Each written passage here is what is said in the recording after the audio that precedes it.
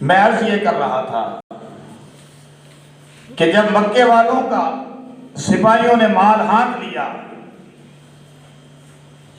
تو جناب عبد المطلب حضور کے دادا جان ان کے بھی 200 اونٹ تھے، اس میں ان کو بھی ہاتھ لیا اور اپنے کیمپوں میں لے گئے۔ اب ایک بڑا کیمپ لگایا گیا ابرہہ کے لیے، شاہی کیمپ، اور اس کے لیے تخت لگایا گیا، وہاں بیٹھا ہوا تھا وہ۔ جناب عبد المطلب کو پتا چلا تو آپ اس کے پاس تشریف لے گئے، اور ادھر عبد المطلب، جناب عبد المطلب کی پرسنالٹی یہ تھی، شخصیت ایسی تھی کہ جو دیکھتا تھا اس پر روب چھا جاتا تھا، ایسا منہ پہ نور تھا، جلال تھا، جمال تھا، ایسی شخصیت تھی۔ اور یہ شخصیت ان کی خود بخود نہیں تھی، بلکہ حضور علیہ السلام کا نور نبوت ان کی پیشانی کے اندر چمک رہا تھا۔ جناب عبد المطلب تشریف لے گئے، جب ابرہہ کے کیمپ میں داخل ہوئے نا تو اس نے دیکھا تو اس پر روب چھا گیا، اپنے تخت سے اترا۔ سیرت کی کتابوں میں لکھا ہے اپنے تخت سے نیچے اتر آیا اور جناب عبد المطلب کے ساتھ آ کر قالین پہ بیٹھ گیا۔ کہنے لگا کہ آپ مکے کے سردار ہیں؟ آپ نے فرمایا جی میں مکے کا سردار ہوں اور خانہ کعبہ کا متولی ہوں، اس کا میں خدمتگار ہوں۔ کہنے لگا اچھا تو سنیے کہ میں کعبہ کو گرانے آیا۔ آپ کے چہرے پہ کوئی پریشانی کے آثار ظاہر نہیں ہوئے۔ آپ نے فرمایا ٹھیک ہے۔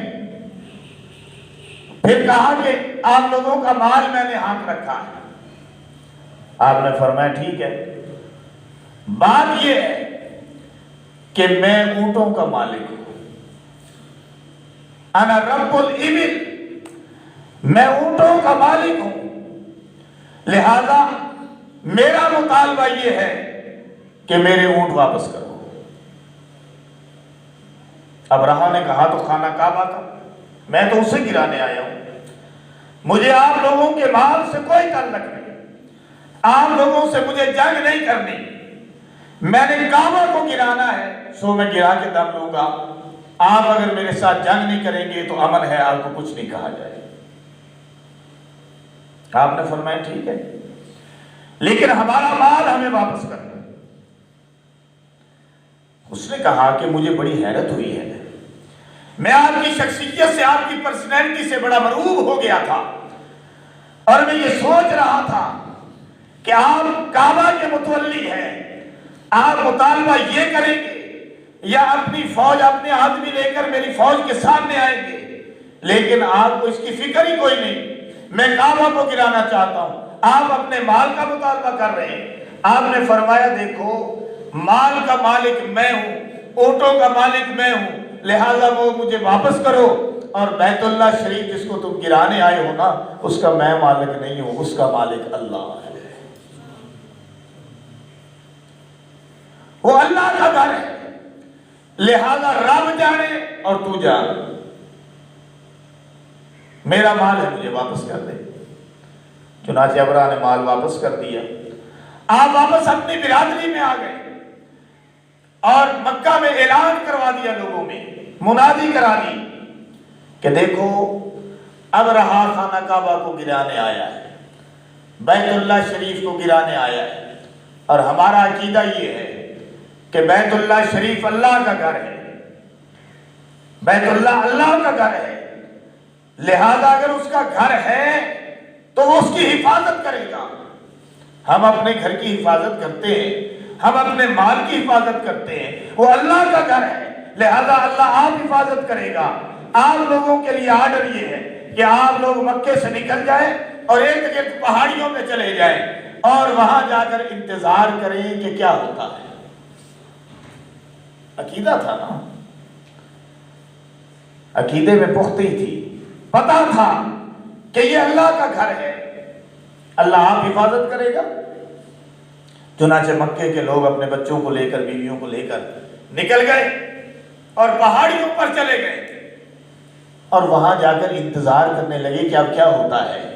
اور چند سرداروں کو، مکے کے سرداروں کو جناب عبد المطلب نے بلایا، اپنے ساتھ ملایا، خانہ کعبہ میں آئے، خانہ کعبہ کے غلاف کو پکڑا، پلڑے کو پکڑا، اور پلڑے کو پکڑ کر دعا کی کہ اللہ، بندہ اپنے گھر کی حفاظت کرتا ہے، اور تو رب ہے، یہ تیرا گھر ہے، تو اپنے گھر کی حفاظت کر۔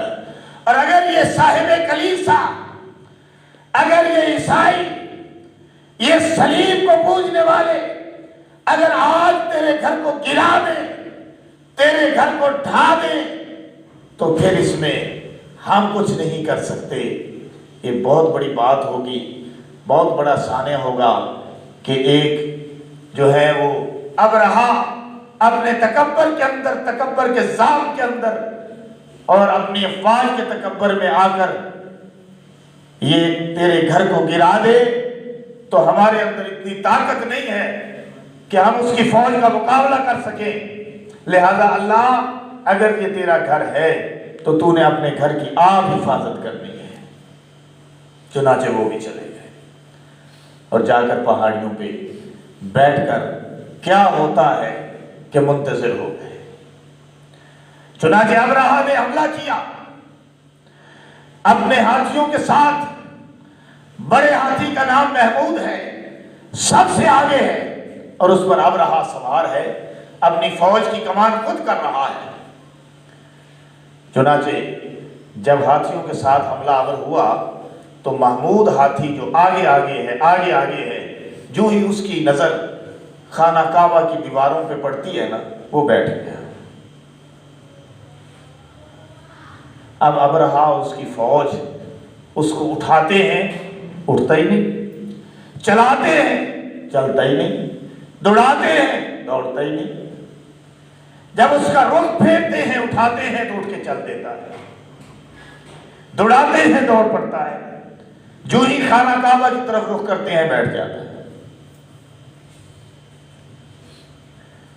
ابھی یہی تماشا ہو رہا ہے کہ کیا دیکھتے ہیں کہ پرندوں کے غول آ رہے ہیں، کالے کالے پرندے آ رہے ہیں، پرندوں کے غول آ رہے ہیں، ان کی چونچوں کے اندر اور ان کے پانچوں کے اندر کنکریاں ہیں، اور ابھی دیکھ ہی رہے تھے ابرہا کا لشکر، ابھی دیکھ رہا تھا کہ پرندوں کے غول آئے اور ان پر بادل کی طرح چھا گئے اور کنکریاں برسانی شروع کر دی۔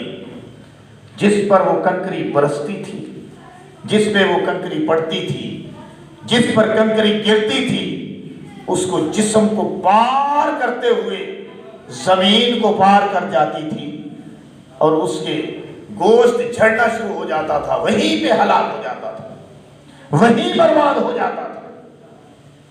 میں کہتا ہوں کہ یہ کنکری جو ہے یہ عام کنکری نہیں تھی، بلکہ اللہ نے ابابیل کو وہاں بھیجا تھا جہاں پہ ایٹمی کنکریاں موجود تھیں، ایٹم بم موجود تھے، اور وہ یورینیم جہاں سے تیار ہوا، ایٹمی تابکاری جہاں سے وجود میں آئی، وہ کنکریاں تھیں گندک زدہ اور یورینیم والی کنکریاں، جس سے ایٹم تیار ہوا، ایٹم بم تیار ہوا، وہ کنکریاں تھیں۔ اللہ نے کہا وہاں سے جا کے اٹھانی ہے، وہ گندگی کنکریاں اٹھانی ہے، وہ جن کے اندر جو ہے وہ آگ ہے، جن کے اندر آتش گیر مادہ ہے، وہ کنکریاں اٹھانی ہے۔ چنانچہ وہ کنکریاں اٹھائی گئی، پرندوں نے اٹھائی، اور ایک ایک کنکری لکھا ہے کہ چنے کے دانے کے برابر، ایک ایک کنکری ایک پونچے کے اندر، ایک چونچ کے اندر، اور جس پر گرتی تھی اس کا گوشت جھڑ کے سارا گر جاتا تھا۔ کیا ایٹمی تابکاری، آپ سے پوچھتا ہوں، ایٹمی بم جب چلے ہیں ہیروشیما پہ، جاپان پہ جب گرائے گئے ہیں، تو اس کے اسی طرح کے اثرات ہوئے تھے نا، اسی طرح کے اثرات، ابھی تک اثرات موجود ہیں، ابھی تک اس جگہ پہ گھاس نہیں ہوتا، ابھی تک وہ نسلیں جو ہیں بچوں کو بعد جنم دے رہی ہیں۔ ہینڈیکیپ جنم دے رہی ہیں، معذور جنم دے رہی ہیں نسلیں، ابھی تک اثرات موجود ہیں۔ تو ابتدا تھی، یہ انتہا، شاید اس سے آگے بھی بات چلی جائے۔ تو اللہ نے دیکھو کیسا انتظام کیا، جس کا قرآن میں اللہ نے یوں بیان کیا، الم تر کیف فعل ربک باصحاب الفیل، کیا تم نے نہ دیکھا کہ تیرے رب نے اصحاب فیل کے ساتھ، ہاتھی والوں کے ساتھ کیا سلوک کیا؟ الم یجعل کیدہم فی تضلیل، کیا ان کا داؤ غلط نہیں کر دیا، ان کا حملہ پسپا نہیں کر دیا؟ ترجمہ تو یہ ہے نا کہ کیا ان کا داؤ غلط نہیں کر دیا، یعنی مطلب یہ ہے کہ کیا ان کا حملہ پسپا نہیں کر دیا؟ فی تضلیل، پسپا کر دیا، ذلیل کر دیا۔ وَأَرْسَلَ عَلَيْهِمْ طَيْرًا أَبَابِيلَ، اور ان پر اڑنے والے پرندوں کے جھنڈ در جھنڈ بھیجے، اڑنے والے پرندے بھیجے، اور پرندے کا بھی اس کا انتخاب کیا جو چھوٹا سا پرندہ ہے، ابابیل۔ کہتے ہیں کہ آج بھی خانہ کعبہ کے اوپر وہ پرندے منڈلاتے رہتے ہیں۔ ترمیہم بحجارۃ من سجیل، وہ پتھر پھینکتے تھے، ترمیہم، رمی کا معنی پھینکنا، اس لیے آپ جب خانہ کعبہ حج کرنے جاتے ہیں نا تو وہاں پہ رمی جمرات کرتے ہیں، جمرات کے مقام پر شیطان کو کنکریاں مارنے جاتے ہیں تو اسے کہتے ہیں رمی جمرات، کہ آپ جو ہے وہ ان ستونوں کو کنکریاں مارتے ہیں۔ رمی کا معنی پھینکنا، رما کا معنی پھینکنا۔ ترمیہم، انہوں نے پھینکے، بحجارۃ، پتھر، حجارہ پتھر کو کہتے ہیں، حجر کی جمع حجارہ، بحجارۃ من سجیل، نشان لگے ہوئے، نشان زدہ پتھر تھے، کنکر تھے، وہ پھینکے۔ فَجَعَلَهُمْ كَعَصْفٍ مَأْكُولٍ، اور ان کو ایسا کر دیا جس طرح کے کھایا ہوا بھس ہوتا ہے۔ ایٹم کے ایسے اثرات ہوتے ہیں، ایسے اثرات۔ ابھی آپ کبھی ہیروشیما کی کہانی پڑھ کے تو دیکھیں، پتہ چلے آپ کو کہ ایٹمی تابکاری کے اثرات کیا ہوئے تھے، وہ جو امریکہ نے گرائے تھے۔ آج تو وہ امن کا علمبردار بنا ہوا ہے نا، تو اس نے جاپان والوں کے ساتھ کیا سلوک کیا تھا، اب پوری دنیا کے ساتھ جو اس کا سلوک ہے وہ بھی آپ کے سامنے۔ فَجَعَلَهُمْ كَعَصْفٍ مَأْكُولٍ، میں کہتا ہوں کہ اللہ نے اس وقت بھی ان کے داؤ ناکام بنا دیے، کعبہ پہ حملے ناکام بنا دیے، پھر بعد میں بھی ہوئے، وہ بھی ناکام بنا دیے، آج تک ہوتے رہتے ہیں، آج تک یہ سلسلہ جاری ہے۔ جو بھی کوشش کرتا ہے اسے منہ کی کھانی پڑتی ہے، کھانی پڑتی ہے کہ نہیں، اسے منہ کی کھانی پڑتی ہے۔ کعبہ پہ، کعبہ کی طرف جو منہ کرتا ہے اسے منہ کی کھانی پڑتی ہے۔ اسی طرح آپ اندازہ لگا لیں کہ جو کعبہ پہ حملہ آور ہوگا وہ بھی نامراد ہوگا، جو میرے پیغمبر کی ناموس پہ حملہ آور ہوگا وہ بھی ناکام ہوگا، جو میرے پیغمبر علیہ السلام کے خاکے بنائے گا اور ان کے عزت کو کم کرنے کی کوشش کرے گا، چاہے وہ خاکے بنائے یا کوئی اور ذریعہ اختیار کرے، اسے منہ کی کھانی پڑے گی، وہ ناکام ہوگا۔ اس وقت ان پر بھی لعنت برس رہی ہے اور آج تک برس رہی ہے، ان پر بھی لعنت برستی رہے گی۔ انشاءاللہ فرانس والوں پہ لعنت برسے گی اور برستی رہے گی۔ ہمارے ذمہ کیا ہے کہ ہم ان کی پروڈکٹس کا، ان کی جو ہے پیداوار کا، ان کی بنائی ہوئی چیزوں کا بائیکاٹ کریں۔ اگر ہمیں پتا چلے کہ یہ بسکٹ ان کا ہے، بائیکاٹ کریں۔ پتا چلے یہ آئل ان کا ہے، بائیکاٹ کریں۔ پتا چلے یہ شیمپو ان کا ہے، بائیکاٹ کریں۔ پتا چلے یہ ہوٹل ان کا ہے، بائیکاٹ کریں۔ جو بھی چیز اس طرف سے آ رہی ہے، ان کی طرف سے آ رہی ہے، اس کا بائیکاٹ کریں۔ خدا کی قسم ان کی اکانومی بیٹھ جائے گی، ان کو جو ہے ہوش آ جائے گا۔ لیکن اگر ہم مسلمان ہوں اور اپنے پیغمبر کا دم بھرنے والے بھی ہوں اور مرزائیوں کی کارستانیاں، ان کی بنائی ہوئی چیزیں، ان کی پروڈکٹس، ان کا بھی بائیکاٹ نہ کر سکیں، اور فرانس کے بھی اور ہالینڈ کے بھی چیزوں کا بائیکاٹ نہ کر سکیں، اور ہم اسے مجبوری بنا لیں، تو پھر یہ افسوس کی بات ہے، پھر کل کو پیغمبر کی شفاعت نصیب نہیں ہو سکتی۔ کیونکہ ایمان کا آخری درجہ ہے، ایمان کا آخری درجہ یہ ہے کہ آپ دل سے اس چیز کو برا سمجھیں، تو جس کو برا سمجھیں گے اس کو استعمال کیسے کریں گے؟ اور دوسرا درجہ یہ ہے کہ آپ زبان سے اس کے متعلق برائی، اس کی برائی زبان سے اس کا دفاع کریں، اور پہلا درجہ یہ ہے کہ ہاتھ سے اس کو روکیں۔